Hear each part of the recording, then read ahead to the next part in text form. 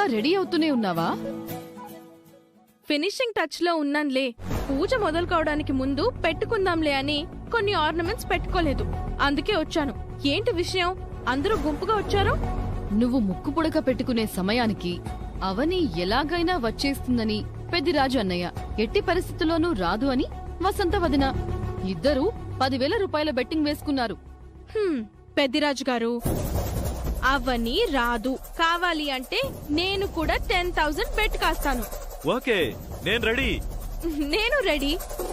అయితే ఈ రోజు నాకు 20,000 లాభం. చూద్దాం. నిహారిక, నిన్నీ గెటప్ లో అవని చూసిందంటే కుళ్ళుకుంటుంది. అవనికి వీడియో కాల్ చేసి మాట్లాడు. చెయ్యి. ఈ సమయంలో ఆవిడ గారికి ఫోన్ చేసి మూడ్ డిస్టర్బ్ చేసుకోవడం అవసరమా? ఇలాంటి సమయంలోనే చెయ్యాలి, మరింత కిక్కుంటుంది. చెయ్యి. ఓకే.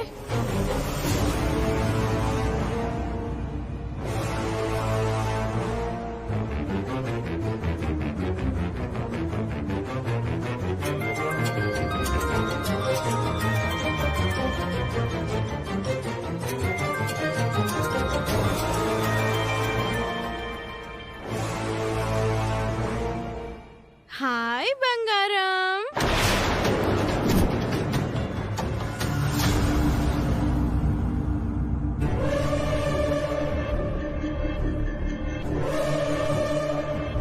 ఈ చీరలో, ఈ నగలలో ఎలా ఉన్నానో చూడు. బావున్నానా? చాలా బాగున్నావు, చెట్టుకి చీర చుట్టినట్టు. నా అందం, నా అదృష్టం చూసి తట్టుకోలేకపోతున్నావా బంగారం? నీకు సాగుతుంది కదా, సాగని. ఎంతకాలం సాగుతుందో నేను చూస్తాను. ఎంతకాలం అంటావేంటి? నాకు లైఫ్ లాంగ్ సాగుతూనే ఉంటుంది. గురువుగారు పూజకి ఏర్పాట్లు చేస్తున్నారు. కాసేపట్లో మా పెళ్లికి, అదే శ్రీకర్ గారికి నాకు జరగబోయే పెళ్లికి ముహూర్తం పెడతారు. ముహూర్తం పెట్టడం అయిన వెంటనే ముక్కు పుడకను పెడతారు. మా పెళ్లి ముహూర్తం ఏ రోజు పడుతుందో నీకు మెసేజ్ చేస్తాను. అలాగే ముక్కు పుడకను పెట్టుకున్న ఫోటోను కూడా పంపిస్తాను.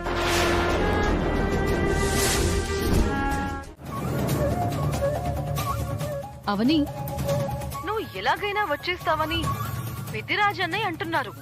అలాంటి ప్లాన్లేమైనా వేస్తున్నావా? నీకంత సీన్ నిహారిక ఇవ్వలేదని నేను చెప్పానులే.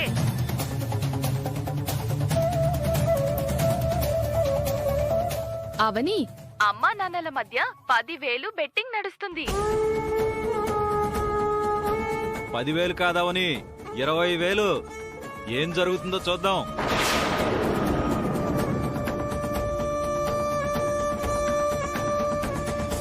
పెద్దిరాజు గారు అనవసరంగా బెట్టింగ్ కాశారు.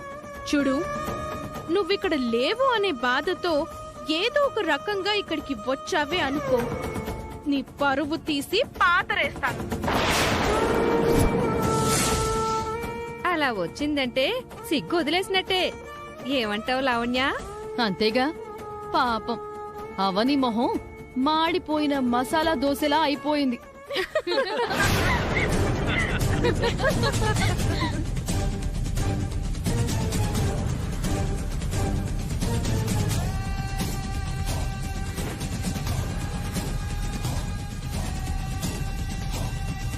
పెళ్లి ముహూర్తాలు పెడుతున్నారా?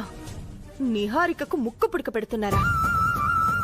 అంటే నిహారిక ప్లాన్ చేసి అవనిని నా ఇంటికి పంపించింది. ఈ విషయం నాతో చెప్పలేక నా చెల్లెలు ఎంత నరకయాతన అనుభవిస్తోంది.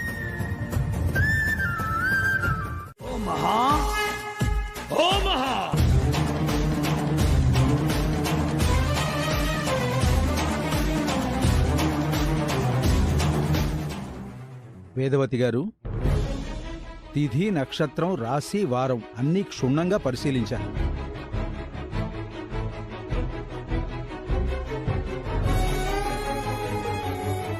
మీ ద్వితీయ పుత్రుడు శ్రీకర్కు వీరి ప్రథమ పుత్రిక నిహారికనిచ్చి వివాహం జరిపించుటకు వచ్చే నెల 6వ తారీఖున గురువారం నాడు శుభముహూర్తం ఉన్నది.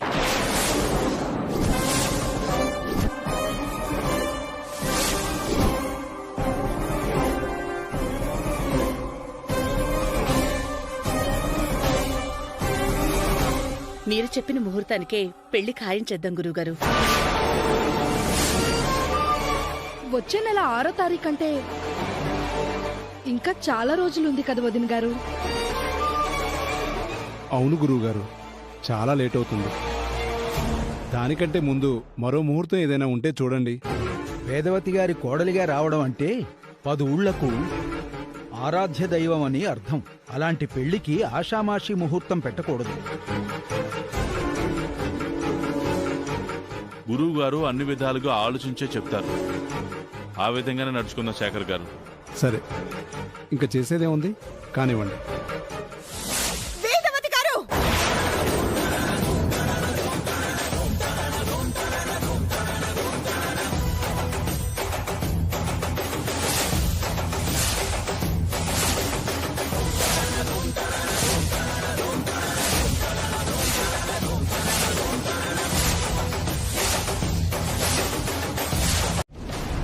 వేదవతి గారు, ఎవరి అమ్మాయి?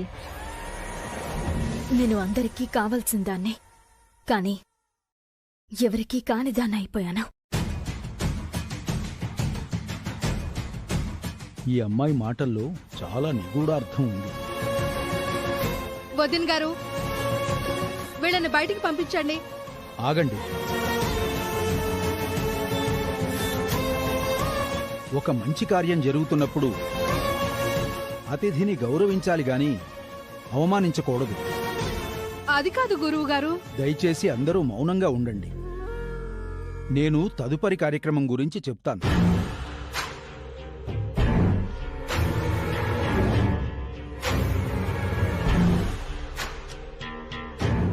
జరుగుతున్న దాంట్లో ఎలాంటి తప్పు లేదా స్వామీజీ? తప్ప? దివ్య దృష్టి గలవారు మీరు, బాగా ఆలోచించండి. సుజాత గారు, మీరాగండి. వాళ్ళ మాటలకేంటి? మీరు తదుపరి కార్యక్రమం గురించి చెప్పండి. ఇప్పుడు కాబోయే చిన్న కోడలు పూజ గది నుంచి అమ్మవారి పెట్టెను బయటికి తీసుకురావాలి.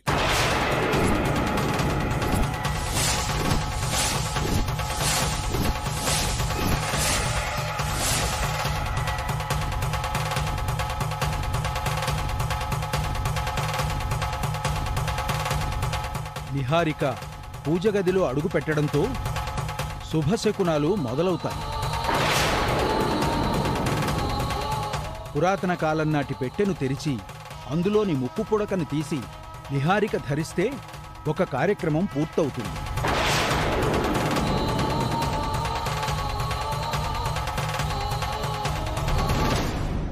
తదుపరి లగ్నపత్రిక రాసే కార్యక్రమం ఉంటుంది.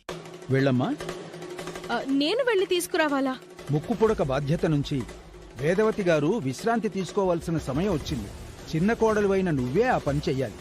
వెళ్ళమ్మా.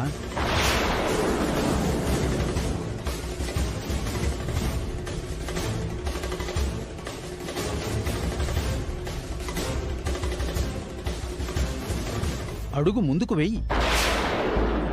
ఆలోచిస్తావెందుకమ్మా? వెళ్ళు. ఇంటి వాళ్లమైన మేమే ఆ పని చేయలేకపోయాం. అడ్డమైన అలవాట్లున్న ఈ నిహారిక ఎలా అడుగు పెడుతుందో ఏమో. వెళ్ళమ్మా. ఆ పూజ గది ఎంతో పవిత్రమైనది. అర్హత కలిగిన వారు మాత్రమే అందులో అడుగు పెట్టగలరు. అర్హత లేని వారు అడుగు పెట్టలేరు.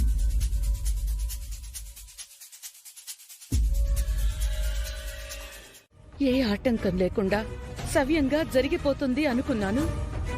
ఇలా ఎందుకు జరిగిందో అర్థం కావట్లేదు.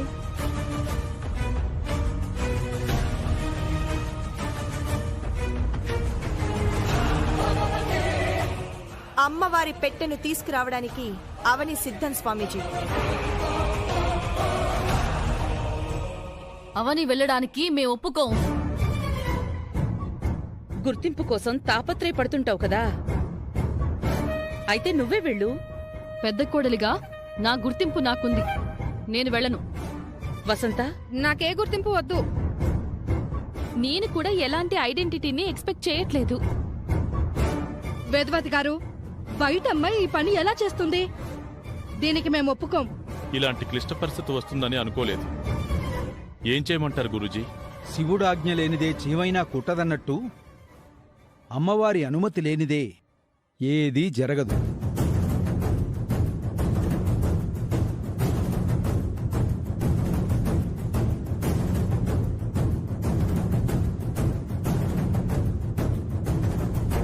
అవని అమ్మవారి గదిలోకి అడుగుపెట్టే సాహసం చెయ్యడానికి సిద్ధపడుతుందంటే అందుకు ఏదో కారణం ఉండే ఉంటుంది.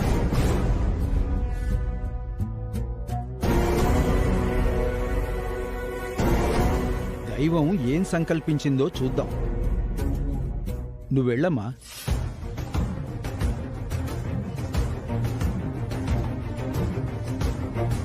నీకేదో మంచి జరగడానికే ఇలాంటి అవకాశం వచ్చినట్టుంది. వెళ్ళవని. ఇంకేం ఆలోచించుకో, నువ్వెళ్ళు.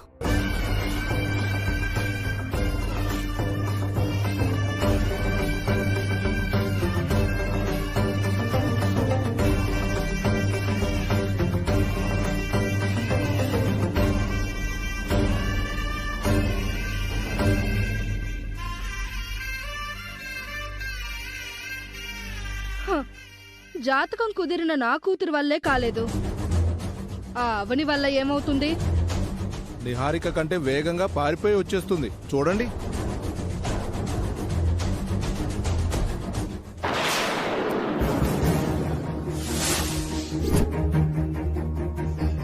అవని జాతకం వేరు కాబట్టి అవనికి కూడా ఖచ్చితంగా మంటలు కనబడతాయి.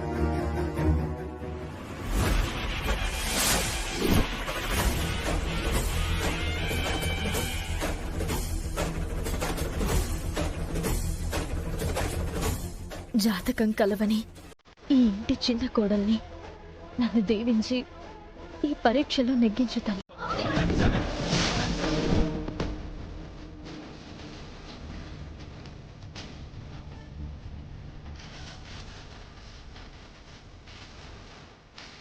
అమ్మా,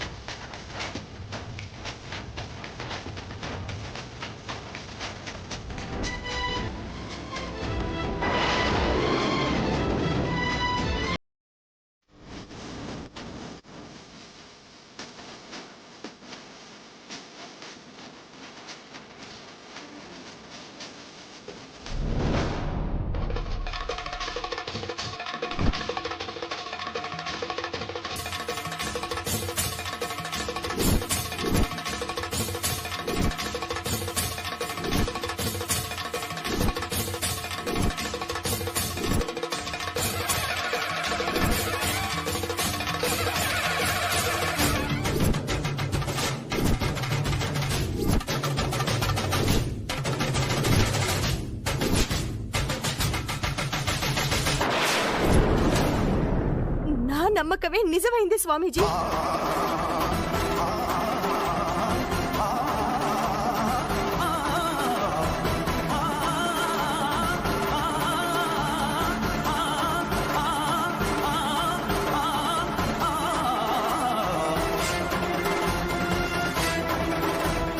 జాతకం అనే అర్హత ఉన్న కాబోయే కోడలికి సాధ్యం కానిది నీకెలా సాధ్యమైంది?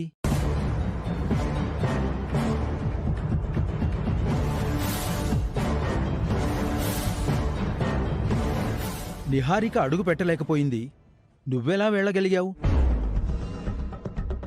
అదే మాకు అర్థం కావడం లేదు గురూజీ. కొంప తీసి అవనికి మాయలో మంత్రాలు వచ్చాయేంటి? దైవశక్తి ముందు మంత్రాలు మాయలు ఏం మాత్రం నిలబడవు. మరి ఎలా వెళ్ళగలిగింది?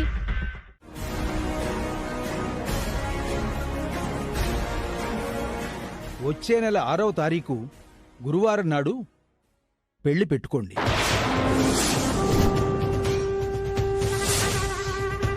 లగ్నపత్రికను అందుకోండి.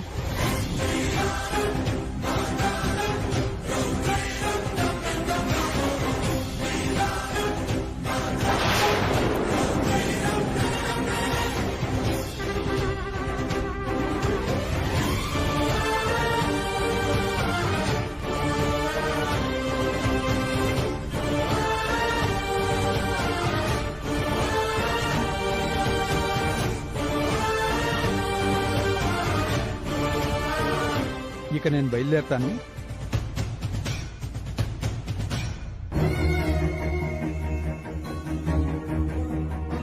కార్లో డ్రాప్ చేస్తాను గురుగారు. పర్వాలేదు, వెళ్ళొస్తాను. సర్వే జనా సుఖినో భవంతు.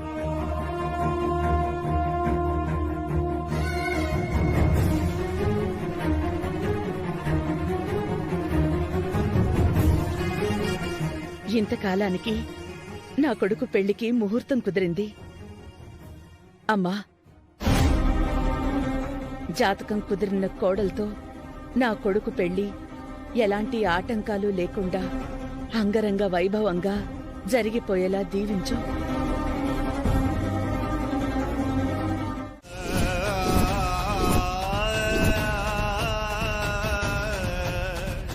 శ్రీకర్ నిహారిక మెళ్ళలో తాలి కట్టిన తర్వాత నిహారిక మా ఇంటి సాంప్రదాయాలను ఆచరించడానికి మరిన్ని అర్హతలు సంపాదించుకుంటుంది. తాలి పడిన తర్వాత అన్నీ మారిపోతాయండి, మీరేం దిగులు పడకండి. ఎస్, నాకు కావాల్సింది ఈ క్లారిటీనే. మరి అవని పెళ్లి సంగతేంటి? నిహారిక మంచి సంబంధం తీసుకొస్తానని మాటిచ్చింది. అన్నీ కుదిరితే ఇద్దరి పెళ్లిళ్ళు ఒకే మండపంలో జరిపిద్దాం.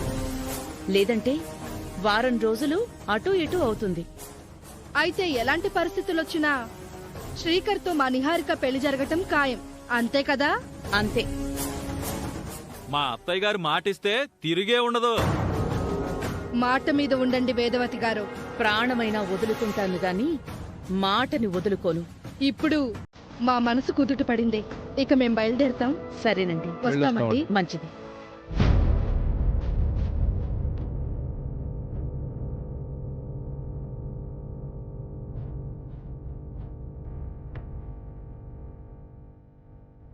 ఫంక్షన్ అయిపోయింది కదా, ఇంకా నువ్విక్కడే ఉండిపో, నేను బయలుదేరుతాను.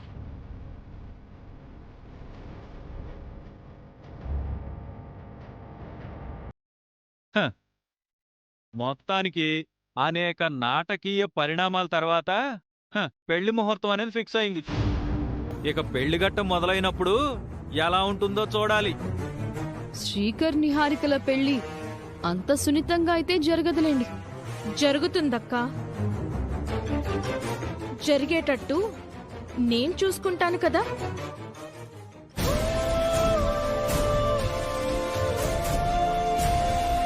నేను అవని మెడలో తాలి కట్టిన ముహూర్తం చాలా మంచి ముహూర్తం అయి ఉంటుందండి. అందుకే ఎన్ని అడ్డంకులు వస్తున్నా మేం విడిపోకుండా అలాగే ఉన్నాం. విడిపోకుండా ఒకే ఇంట్లో ఉండడం గొప్పేం కాదు శ్రీకర్. తన స్థానం గురించి అందరికీ తెలిస్తేనే కదా అవనికి గౌరవం ఉంటుంది, గుర్తింపు వస్తుంది. 2-3 సార్లు నిజం చెప్పేయాలని ప్రయత్నం చేసి నేను ఆగిపోయి ఉండొచ్చు. కానీ వచ్చే నెల 6వ తేదీన నువ్వు నిహారిక పెళ్లి పీటల మీద కూర్చునే పరిస్థితి వచ్చిందంటే ముందు వెనుక మంచి చెడు కష్టం నష్టం ఏది నేను ఆలోచించను శ్రీకర్. నిజం బయట పడిపోతుంది. ఎవరి ప్రాణాల మీదకి వచ్చినా నాకు అనవసరం. నా చెల్లెలి తాళికి అన్యాయం జరగకూడదు. నా చెల్లెలి కంటే కన్నీరు నేను చూడకూడదు, అంతే. ఇది మాత్రం బాగా గుర్తుంచుకో శ్రీకర్.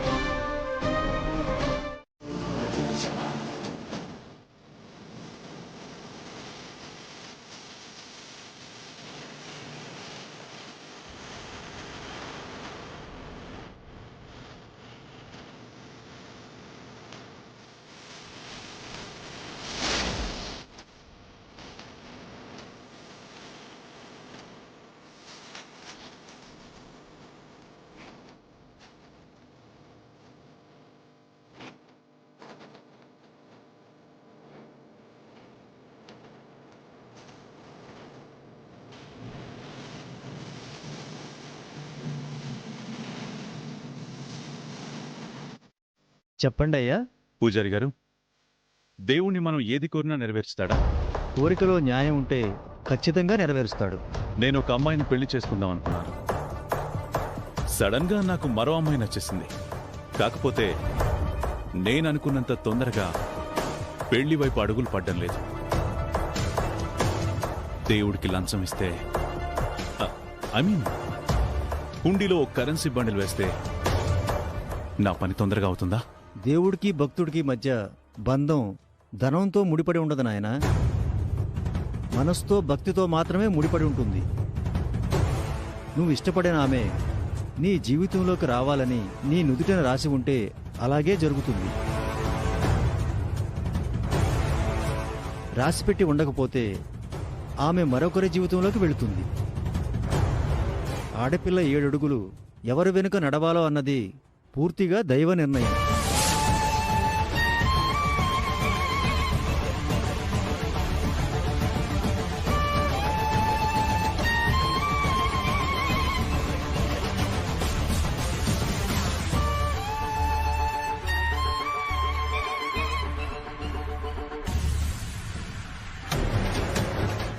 ఆమె కోసం అతడు, అతడు కోసం ఆమె, వారు పుట్టినప్పుడే లిఖించబడతాయి.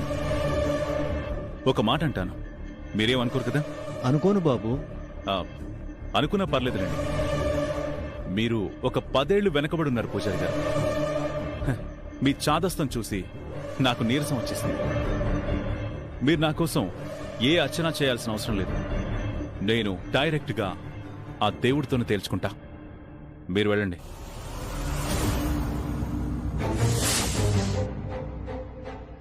ఈ పూలాభిషేకాలు పాలాభిషేకాలు మన వల్ల కాదు. డైరెక్ట్గా మ్యాటర్లోకి వచ్చేస్తాను. నాకు అవని కావాలి.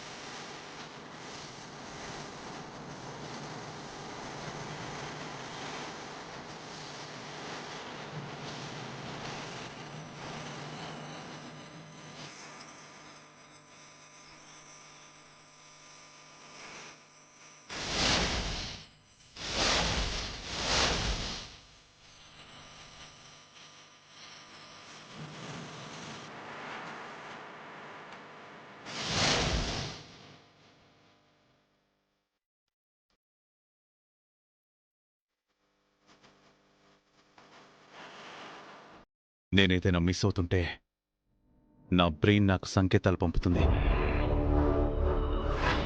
ఇక్కడ నాకు కావలసిన విలువైందేదో ఉంది.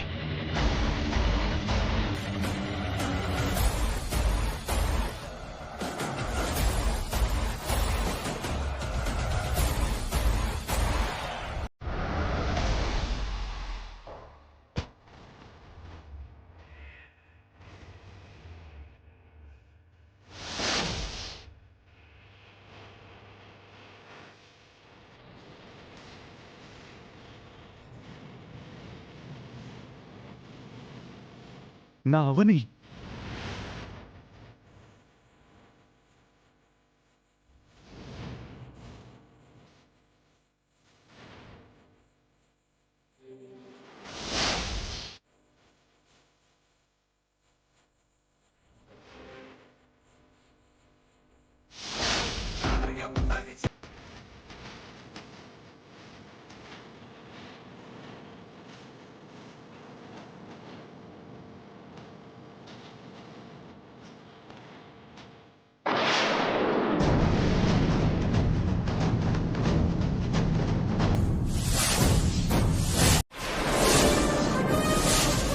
లవ్వా? అవును. వాళ్ళిద్దరి మధ్య అలాంటి రిలేషన్ ఉందన్న విషయం తెలిసే నువ్వు శ్రీకర్ని పెళ్లి చేసుకుందాం అనుకున్నావా? ఏం చేయమంటావ్? నేను శ్రీకర్ని లవ్ చేశాను, శ్రీకర్ని చేసుకోవాలని డిసైడ్ అయ్యాను. శ్రీకర్ మాత్రం బయటపడ్డం లేదు. అలాంటప్పుడు నేనెందుకు బయటపడాలి? నిన్ను పెళ్లి చేసుకోవాలని ఉన్న పడంగా దుబాయ్ నుంచి వచ్చేశాను. అనుకోకుండా అవనితో ప్రేమలో పడిపోయాను. ఇప్పుడు చూస్తే అవని మరొకరితో ప్రేమలో ఉంది. వాడ బ్లడీ సిచ్యువేషన్. ఇప్పుడు నేనేం చేయాలి? ఆ శ్రీకర్ని చంపేస్తే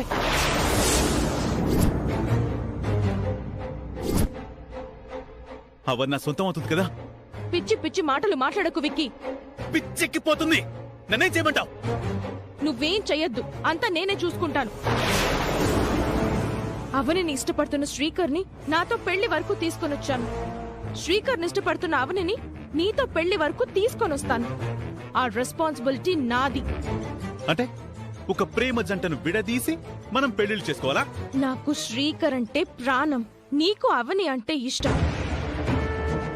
మనం కోరుకున్న వారిని మన లైఫ్ పార్ట్నర్స్ ని చేసుకోవాలి అంటే ఇలాంటి స్టెప్స్ తీసుకోక తప్పదు. కాస్త టైం తీసుకో. అవనిని తీసుకొని దుబాయ్కి వెళ్ళిపోతావో ఇంకెక్కడికైనా వెళ్ళిపోతావో నీ ఇష్టం. ఇంకేం ఆలోచించకు, సరేనా? ఓకే.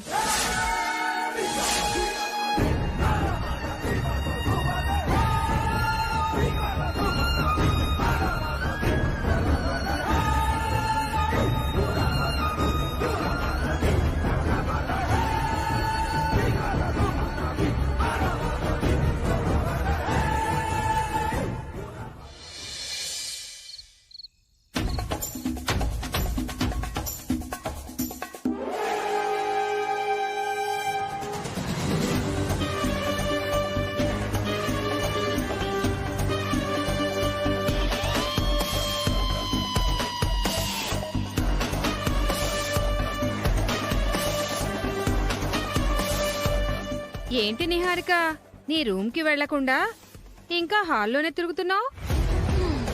ఏం లేదులేండి.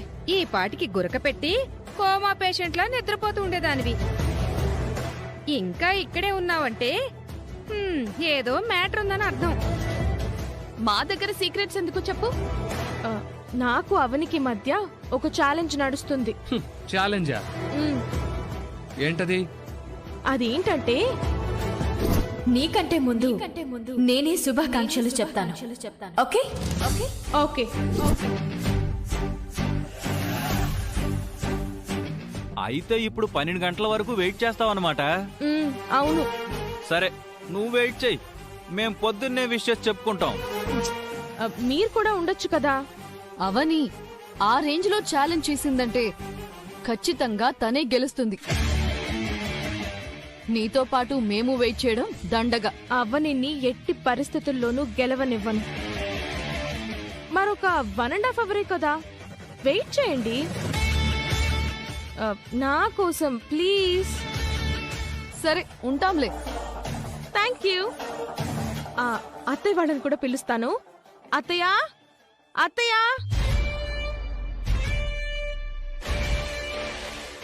ఈ టైంలో ఎవరి రూమ్ లో వారు ఉంటారు కదా, ఇక్కడ మీటింగ్ పెట్టారేంటి? నేనే అందరినీ వెయిట్ చేయమన్నాను అత్తయ్య గారు. ఎందుకమ్మా? నాకు శ్రీకర్ గారికి నిశ్చితార్థం జరిగిన తర్వాత మొదటిసారి వచ్చిన పుట్టినరోజు ఇది. అందుకే మీ అందరి సమక్షంలో శ్రీకర్ గారికి సరిగ్గా 12 గంటల తర్వాత విషెస్ చెప్పాలనుకుంటున్నాను. తర్వాత ఈ కేక్ తనతో కట్ చేయించాలి అని అనుకుంటున్నాను.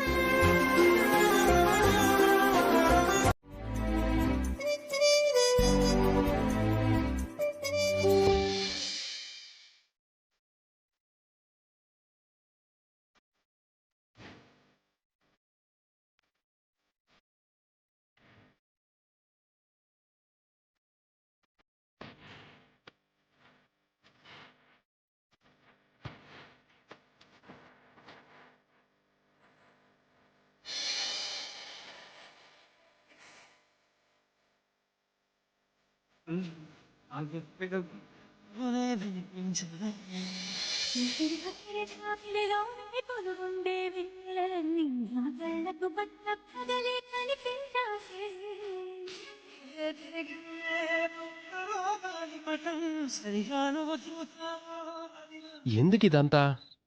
నేను మీ భార్యనైన తర్వాత వచ్చిన మొదటి పుట్టినరోజు ఇది. అందుకే ఇలా సర్ప్రైజ్ గా ప్లాన్ చేశాను. ఒకసారి టైం చూపించండి. 12కి 30 సెకండ్స్ ఉంది. వెయిట్ చేద్దాం.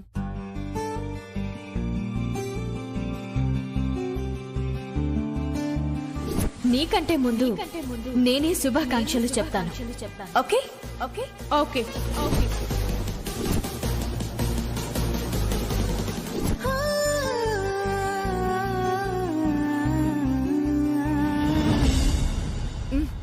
కేక్ కట్ చేయండి.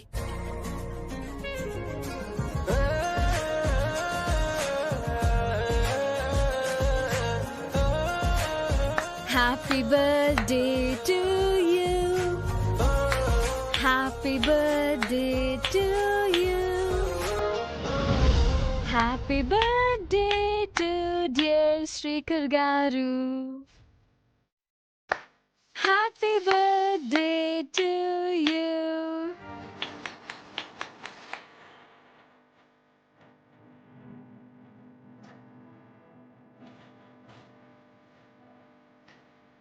పుట్టినరోజు శుభాకాంక్షలు.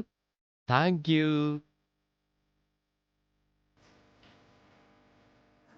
అందరికంటే ముందు నేనే చెప్పాలనుకున్నాను, చెప్పేశాను. నాకు చాలా ఆనందంగా ఉంది. నాకిది జీవితాంతం గుర్తుండిపోతుంది. ఊహ తెలిసిన దగ్గర నుంచి నేను ఊహించలేదు, ఊహించనంతగా నిన్ను ప్రేమిస్తానని. ఈ ప్రపంచంలో నాకు విలువైనదంటూ ఏదీ లేదు. మీ నుంచి నేను పొందే ప్రేమ తప్ప. నా జీవితానికి అదృష్టం ఏదైనా ఉందంటే హ్యాపీ బర్త్డే డియర్ శ్రీకర్.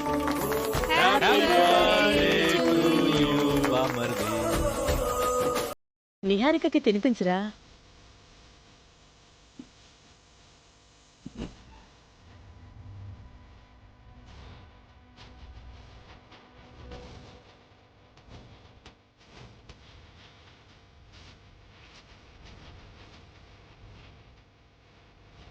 నువ్వు తినిపించమ్మా.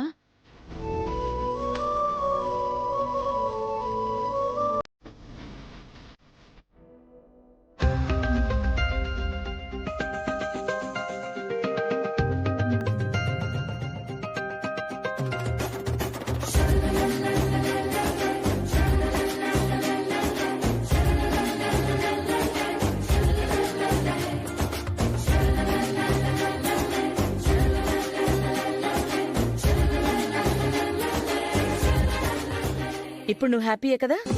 హ్యాపీ అత్తయ్య. రేపు శ్రీకర్ బర్త్డే సెలబ్రేషన్స్ గ్రాండ్ గా జరుపుకుందాం, సరేనా? సరే అత్తయ్య. ఇక అందరూ వెళ్ళి పడుకోండి.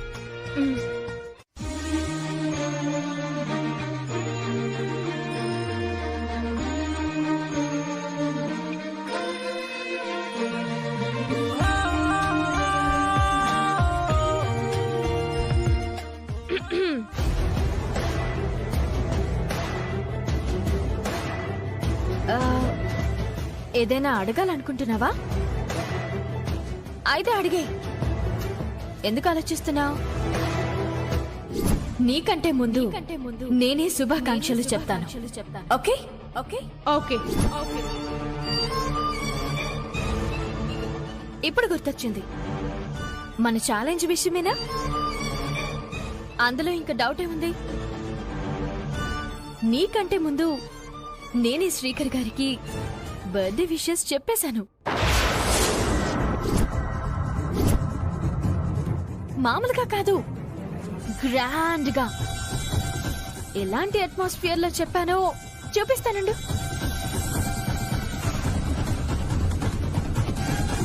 చూడు. Happy birthday to you.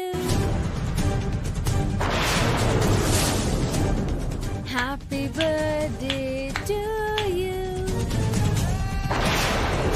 Happy birthday, dear Srikar garu.